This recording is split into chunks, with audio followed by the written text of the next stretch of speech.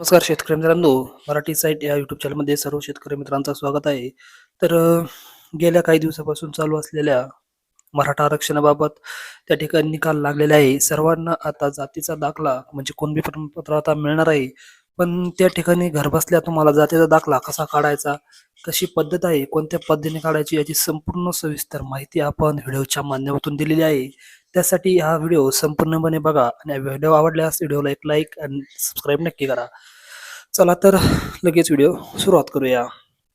तर जातीचे प्रमाणपत्र तुम्हाला कुठे लागतं, कुठे काढता येते ते बघा आधी. महाराष्ट्रामध्ये जातीचे प्रमाणपत्र काढण्यासाठी 2 प्रमुख पर्याय आहेत. एक म्हणजे तुम्ही तहसीलदार कार्यालयातून, सेतू केंद्रातून काढू शकता. पारंपरिक पद्धतीने तुम्ही जवळच्या सेतू केंद्रात जाऊन अर्ज करू देखील शकता.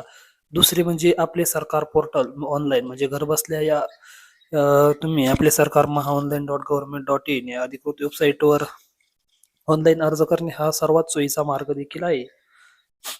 तर जातीचे प्रमाणपत्र काढण्यासाठी तुम्हाला आवश्यक कागदपत्रे काय लागतील पहा. तर अर्ज करताना तुम्हाला काही महत्त्वाची कागदपत्रे अपलोड तुम्हाला करावी लागणार आहेत. तर नंबर 1 ओळखीचा पुरावा म्हणजेच आधार कार्ड, पॅन कार्ड किंवा मतदान कार्ड यापैकी कोणतीही एक गोष्ट लागेल. पत्त्याचा पुरावा, आधार कार्ड, रेशन कार्ड किंवा वीज बिल यापैकी एक तुम्हाला लागेल. जातीचा पुरावा म्हणजेच अर्जदार वडील किंवा आजोबांचा शाळा सोडल्याचा दाखला आला पाहिजे. जुने शासकीय सेवेचे उतारे ज्यामध्ये जातीचा उल्लेख आहे. सक्षम अधिकाऱ्याने दिलेल्या जातीच्या नोंदीचे अन्य पुरावे देखील तुम्हाला या ठिकाणी जमू शकतात. आणि याच्या व्यतिरिक्त कोणते कागदपत्र लागणार आहेत पहा. वडिलांच्या जातीचा पुरावा नसल्यास जवळच्या नातेवाईकाचे किंवा जात प्रमाणपत्र आणि त्यांच्यासोबतचे नाते दर्शवणारे शपथपत्र वंशावळीची आणि अर्जदाराचे स्वयंघोषणापत्र या ठिकाणी लागणार आहेत. एवढी कागदपत्र तुम्हाला हे गोळा केल्यानंतर त्याची अर्ज करण्याची प्रक्रिया बघा. तुम्ही त्या ठिकाणी आपल्या सरकार पोर्टलवर जाऊन नवीन वापरकर्ता नोंदणी तुम्ही त्या ठिकाणी निवडायचं आहे. नाव, मोबाईल नंबर, ईमेल आयडी टाकून प्रोफाईल आपली स्वतःची तयार करायची. नोंदणी झाल्यावर युजर आयडी आणि पासवर्डने तुम्हाला लॉग इन करायचे. त्यानंतर लॉग इन केल्यानंतर महसूल विभाग निवडायचा आहे. महसूल सेवा या पर्यायावर क्लिक करून जातीचे प्रमाणपत्र निवडायचे. अर्जात विचारलेली सर्व वैयक्तिक माहिती, पत्ता आणि इतर तपशील तुम्हाला व्यवस्थितरित्या भरायचा आहे.